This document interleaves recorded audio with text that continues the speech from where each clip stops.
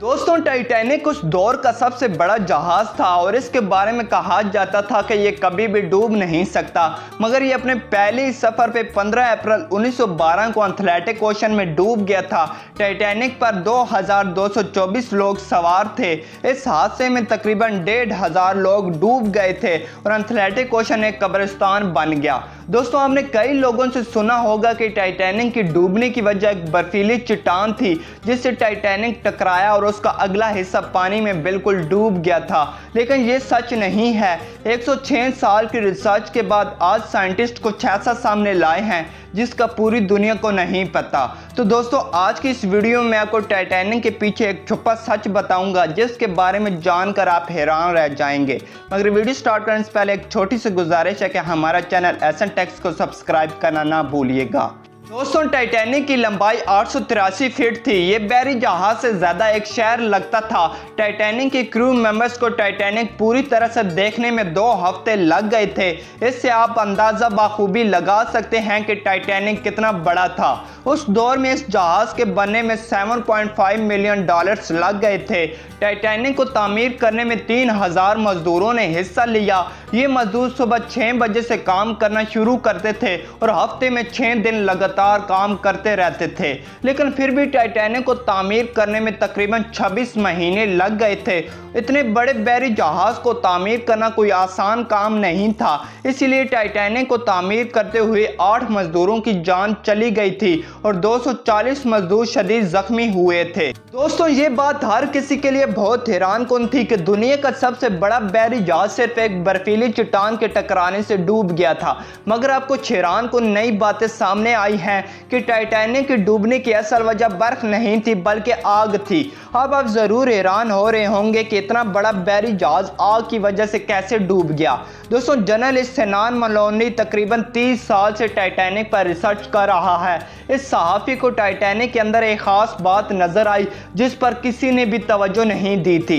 इसे टाइटैनिक के अगले हिस्से में नीचे की तरफ 30 फीट लंबा एक काला निशान नजर आया। इसके पास टाइटैनिक की तस्वीरों की एक एल्बम थी जो टाइटैनिक की तामीर के वक्त और उसके पहले सफर पर रवाना होने से पहले ली गई थी। इस सहाफ़ी के मुताबिक टाइटैनिक के अगले हिस्से में तामीर के वक्त आग लग गई थी जो तकरीबन 3 हफ्ते तक लगी रही थी और किसी ने भी इसको नोटिस नहीं किया। इस आग ने टाइटैनिक के उस हिस्से की दाद को इंतहाई कमज़ोर कर दिया था।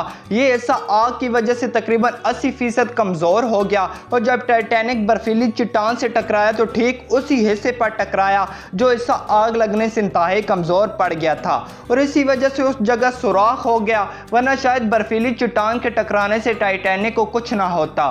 दोस्तों, सच ये है कि टाइटैनिक की इंतजामिया को पता था कि टाइटैनिक को आग लग गई है और ये सफ़र करने के लिए मुकम्मल तौर पर तैयार नहीं है, लेकिन अगर टाइटैनिक को सफ़र करने से रोक लिया जाता तो उसकी इंतजामिया कंगाल हो जाती। उस वक्त तमाम बड़े बहरी जहाज टाइटैनिक की वजह से अपने टिकट्स नहीं बेच सके क्योंकि तमाम लोग उस दौर के बड़े बहरी जहाज टाइटैनिक में सफ़र करने की कोशिश कर रहे थे।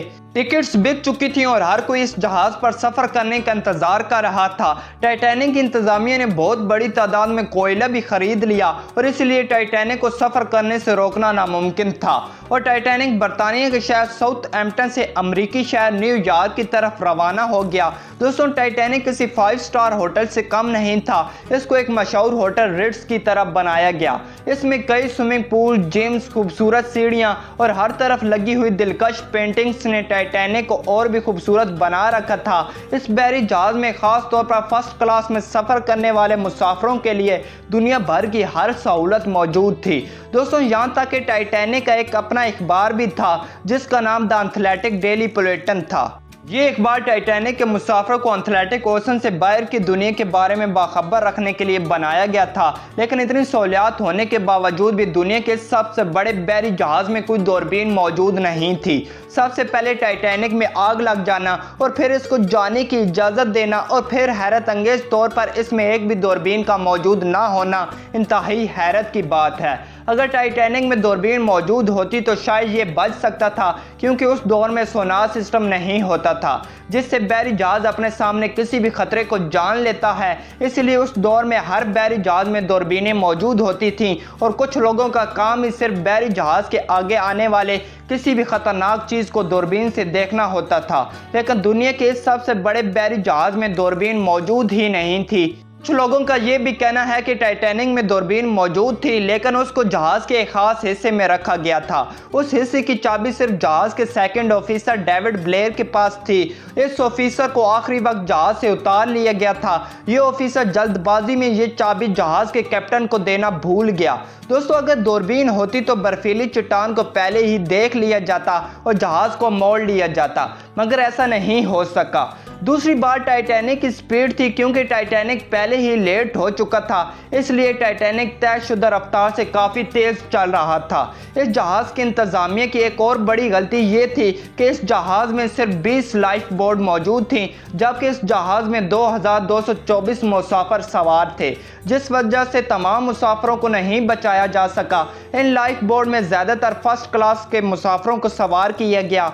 इसके अलावा टाइटैनिक के क्रू मेंबर्स को हंगामी सूरत हाल में लाइफ बोट्स में मुसाफिरों को सवार करने की प्रैक्टिस भी करानी थी, लेकिन ये प्रैक्टिस जहाज के कैप्टन एडविन जॉन ने रुकवा दी।